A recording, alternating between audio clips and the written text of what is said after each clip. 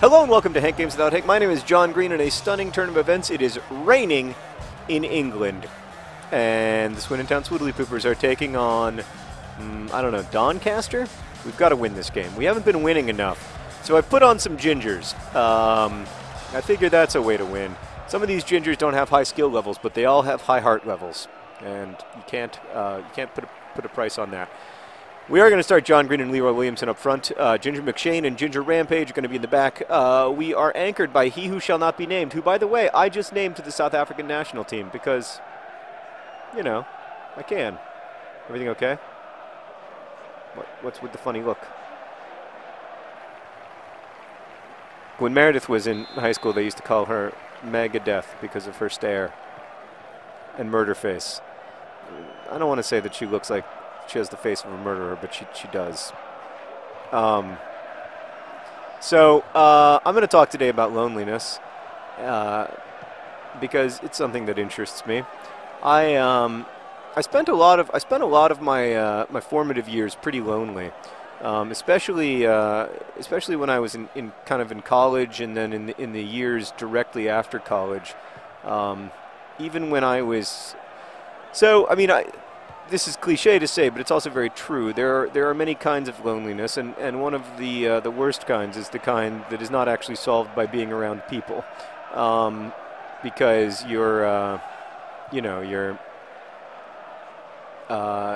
it's sort of an existential feeling of isolation, not anything having to do with one person or another person. So it's not so much about being alone. It's more about this sort of like the feeling of being isolated and not being able to like connect meaningfully with other people or enough other people in order to feel fulfilled. This is I think this is complicated for some people, or at least people like me, because I am pretty introverted. Oh, ball! Other John Green needs to have a better first touch. They need to call him First Touch John Green. Better First Touch John Green. That needs to be his new nickname. There's a good first touch, but it was all for nothing. Merrick has it. Passes it to John Green. Good first touch, all for nothing. Oh, the only guy slower to shoot is James Collins. Where do I get a fast shooter in this game? That loneliness is not easily addressed by things like, oh, it's got to be, and it is. What a ball for Lionel Richie. He's big, he's tough, he has a brilliant puff. Other John Green. What a great ball. Just a historic, heroic cross for Lionel Richie. He's like, hello, is it a cross you're looking for? And other John Green was like, as it happens, it was. So, if we follow our usual path, we will now not score again, give up a goal in the second half, and draw 1-1. I'm going to try to not do that this time. Although maybe I'll give up a goal in the first half. That would be a nice change of pace.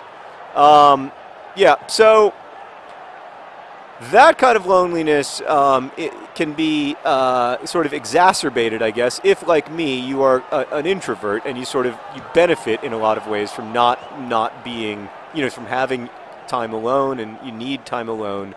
But you also, the vast majority of humans anyway, need to connect with other people and need to feel connected in order to have to feel fulfilled in their lives and feel like they have what they want. I get a lot of my meaningful connections now from my relationship with my brother and from my closest, the people who are closest to me in my working life, like Julie Strauss-Gable, my publisher, and my agent Jody. I get a lot of that connection from them, and then also there's a great team of people here who make Crash Course and stuff, and that's really important to me now. And I didn't have that when I was 20. I had coworkers, but at the end of the day, they went home and did all their stuff. But I think the most meaningful connections in many ways for me when I was in those the sort of most difficult times in my post-college days were from people who I worked with, and I was really lucky to have people, especially like Eileen Cooper, my Eileen. I say everybody should have an Eileen, and I mean it, but Eileen is mine. People like that. It was really, it was really important to have that. But like it wasn't enough a lot of times because the workday ended at 4:30, and then I would go home, and I would, many days go like a lot of days in a row without seeing people, and that's difficult. It's not a great clearance. League best, baby, league best. I mean, one of the sort of paradoxes of loneliness, or like feeling socially isolated, is that it becomes more and more difficult to kind of like do the things that you need to do in order to not feel socially isolated, so you end up feeling like progressively more and more socially isolated. So I experienced this a lot when I lived in my first few years in Chicago, because I would feel like I wanted to be, I would know that I wasn't happy and that I needed to be interacting with people and having sort of like enriching experiences with others and conversations and stuff. But I would find it really difficult to do that, because I would just find it difficult to like leave and like try to make the effort to make those connections, because if those connections don't already exist, you have to make them, and then they're quite difficult to make. I think we sort of take it for granted when we're younger that those connections will always be there. Although they aren't always there in high school. I was lucky that I had a great group of friends, by the end of high school. But I always sort of took it for granted. And then you get out of college, and there's like you don't know how to make friends. I certainly don't know how to make friends. I've really only made like 2 friends since college, and I made them in my 30s. And the whole reason I don't want to leave Indianapolis ever is because my friends live here, and it took me forever to make any friends, and I don't want to go about trying to make others. So I think.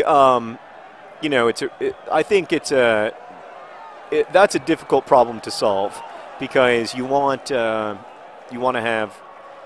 be able to make those connections, but it's hard to do the work to make them. All I would say about that is do the work, because when I started doing the work when I lived in Chicago, it turned out that even though I felt like I didn't have any friends and like my life was this boiling pit of misery, that in fact I did have really good friends, and some of the people that I started to spend time with are my closest friends now. Merrick, he got fouled in the box. How do you like them apples, Doncaster? Oh, you don't have to like it, but you have to suffer through it, like so many difficult things. He has Rovers Till I Die on his butt.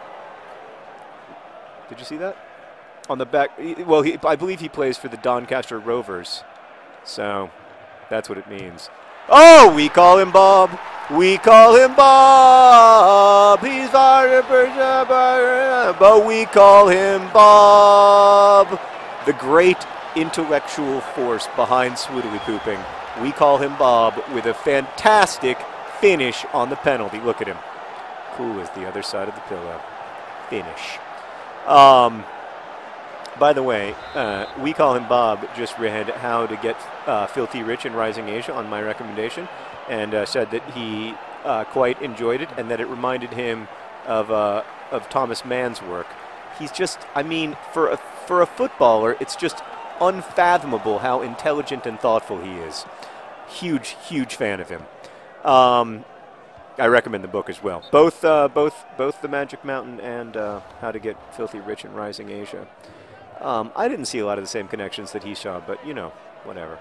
I was still impressed, even that he's read Thomas Mann. Did you know that he can read in 4 languages? It's incredible. Yeah.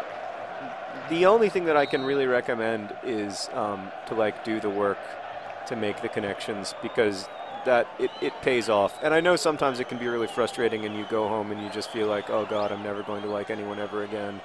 But it is really valuable. The other thing that I found great comfort in, and that I still find great comfort in, is reading. Reading for me is a way to connect with people, who are real but rather distant from me. Whether it's, Thomas Mann or Shakespeare or whomever. And it's a really, for me at least, like a really powerful way of being kind of aware that you're part of a larger human story, which I find very helpful. As an introvert, reading is a great social connection for me. So that's something that I enjoy a lot. And then I enjoy a lot when I have quite a bit of alone time. Oh, that was almost a beautiful thing. That was almost. Oh, I forgot they have philosopher David Hume on their team. I wonder if we get the ball now. Do we still get the ball? It's looking good for a Swoodilypooper victory. We like to play in the rain. Oh, we get the ball. I think we've Ginger Rampage up there somewhere. Somewhere we have, nope. Like so much effort in this world comes to nothing. Awesome Dawson! No, that guy takes like 40 seconds to shoot because he's a 55 skill level. I just want him to score someday, even though we don't really have a song for him, so I don't even know what I'd do. Maybe a, huh? Oh, Meredith wants to play the Dawson's Creek theme song when he scores. I don't even know. I can't sing it. I don't know it. But I don't know. I guess you could play it, and we could just risk the copyright infraction. I mean, this whole thing is copyright illegal. Oh God! No! It's gonna happen again! No! Oh, everything's fine. That was not a foul. That was not. Oh, he didn't like it that they didn't call it, but they didn't call it. All right. Woo! Okay. You're better than that, Leroy Williamson. That was not a good header. So do the work, and then the other thing, which is the advice that I always give, and I know that it gets repetitive and annoying, but I really believe it, is that you have to allow yourself to feel the feeling and not like judge yourself and be mad at yourself about it, or like catastrophize it and be like, this feeling is going to last forever and I'm never going to feel any kind of sense of connection to another human being. Like, that's just not true. That's just your brain. That's just your crazy brain doing crazy thinking. They may call that one. Nope, they didn't. All right, everything's coming up Swoodilypoopin'. It's 2-0 in the 86th minute. Surely we can only give up 1 goal in the last 5 minutes and thereby win the game. But maybe we can win by 2 goals, which would be good for our goal differential. And this is looking, I mean, you know, like this is not going to be one of those, it's not going to be like last season where we run away with the title. Oh, God.